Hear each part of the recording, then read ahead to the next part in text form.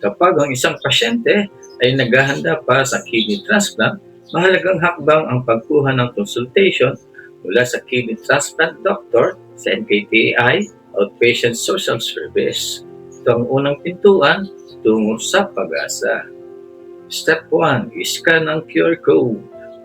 Step 2, mag-login gamit ang inyong hospital number. Kung hindi nyo alam ang password, i-click ang password hint. Kung hindi pa rin nakapasok, piliin ang forgot password, hintayin ang OTP na ipapadala sa inyong cellphone. I-reset ang password. Mag-login muli. Step 3, i-click ang book appointment sa outpatient services. Step 4, ilagay ang inyong contact number at email address.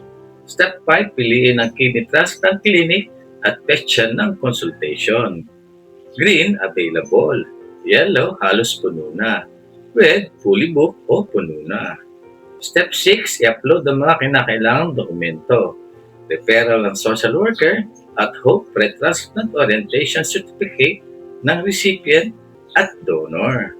Step 7, i-click ang Submit Appointment at Step 8, hintay ng kumpirmasyon ng inyong appointment sa pamamagitan ng text message o email. God bless!